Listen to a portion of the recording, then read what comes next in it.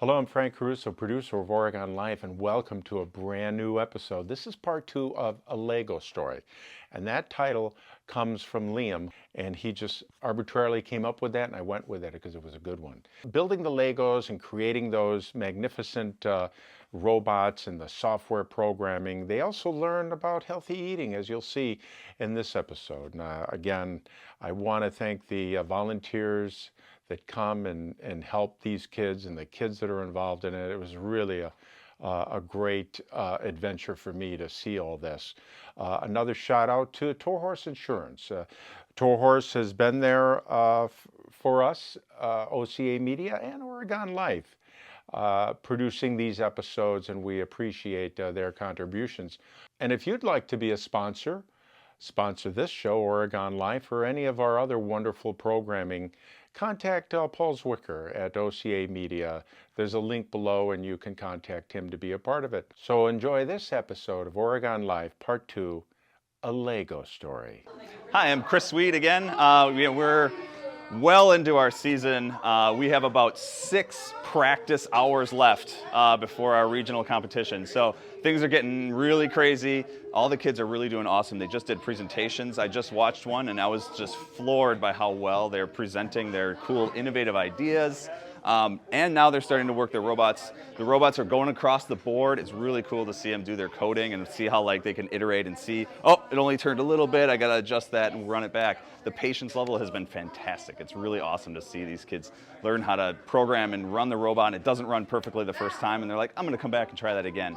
So it's really exciting to see them really move forward. Like I said, we have 6 hours, which is about 3 weeks before it's real, and things are getting stressful, but I feel really good about the teams and wherever they went. This is our first year, so anything we get has been awesome. It's just super cool to see the kids progress.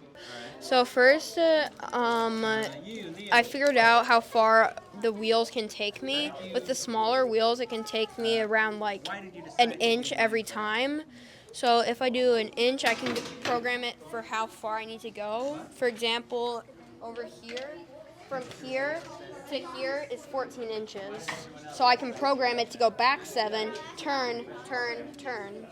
So Teddy, one revolution of the wheel is 1 inch, is that right? Yeah. Okay, great. Or around there. Or around there. How critical is it to be lined up straight once it begins?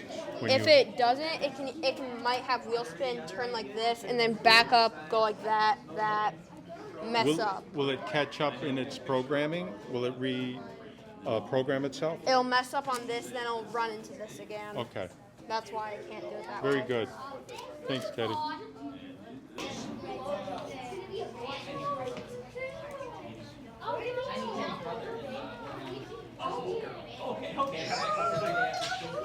Hi, it's Mark again. I'm back. We are well into the building the robot and getting it to do what we want, but I wanted to illustrate to you one of the principles underlying this. The first Lego League, FIRST, is actually an acronym for Inspiration and Recognition in Science and Technology. It's a group that's put together by Google, Lego Education, Qualcomm, a number of different technology companies, but they try and encourage the learning process and the iterating through solutions. One of the things they stress is gracious competitiveness. That's where they want you to work with the teams next to you. For one of the challenges, you have basically a theater in the round. Your robot would come in and push the button and change the scene. If you coordinate the scene that is left when you're done with the team next to you, that they're competing at the same time, both teams will receive a bonus for having competed graciously with each other. I wanted to give you a quick overview of the Innovative Project, which is one of 4 parts of the first Lego League competition. Our team's Innovative Project was Kids Cook Healthy. They were looking at a problem that they could do something about, and one of the problems is unhealthy cooking is more expensive. They recognized that if kids could cook, they could have cheap and healthy food. So the project's value is getting kids to love cooking so that they have access to cheap and healthy food. So as part of the solution for putting that together, they came up with kind of a mind map, which went over all the things they wanted on the website, how they could have recipes and tips, apps, virtual reality eventually. But then they went and interviewed experts in the local area, including Chef Dave Heidi. And he relayed a story about recipes that follows the same iterative approach that they were doing. And that was, if you make a big pot of soup, oftentimes people won't put enough seasoning in because they're afraid if they put too much in, it'll ruin the entire pot. So his solution is that he would take a cup out of a basic soup, and then he would add just salt to it until he knows exactly how much salt to add. Then he would move on and add the next ingredient one by one and iterate through them until he figured out the exact right portions to put into the big soup for everybody. That way you don't have too much sodium, but you have all the taste. Hi, my name's Liam. Me and my friend Colin, we worked together to make this robot. From here, we're gonna go straight and it's gonna run into this and push in. And by doing that, it spins the minifigure right here. And if our robot can get it past this solid black line here, it gets either 10 or 20 points. Then from here, we'll then go back and then go and do this. By pushing this in, we'll get another like 20, 30 points. We had the idea of trying to do this one where you have to keep going like this, where you have to keep going until the chicken is somewhat like over. That. I think we've kind of given up on that, but instead, we're going to be continuing along here, then go straight back. This should be like that. Does that count in? Pull this back and get like 10 or 20 points. Then from there, we'll be going over to here, possibly doing this one.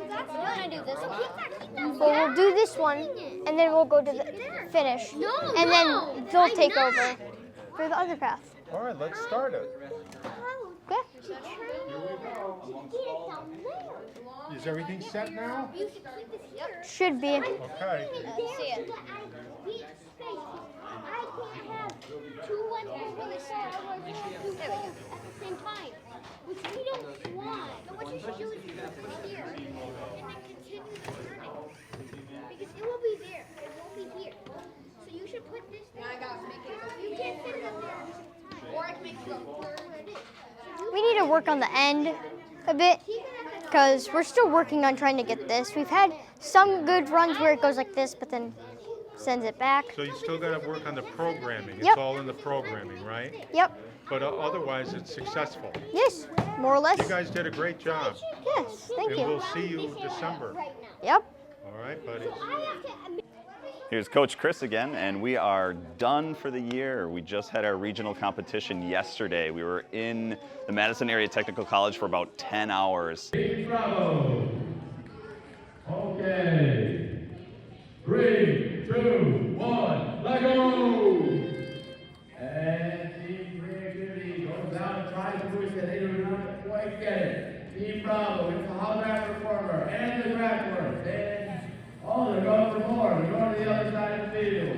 2, 1, let go! And Alpha starts out with the craftwork. They get it.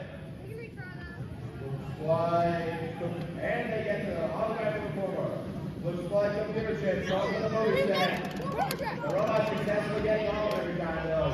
And the Alpha got the ingredient or the interactive. Each team did about 3 runs with their robot. It was really exciting to see them go up there all by themselves and push the robot and do adapt and change as they needed to. It was really cool to see that happen. And then each team did their own presentation in front of judges.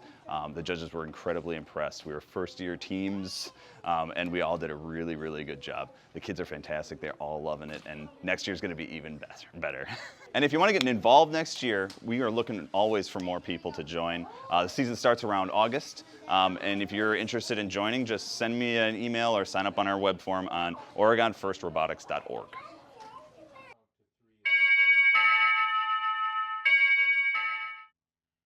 Next on Oregon Life.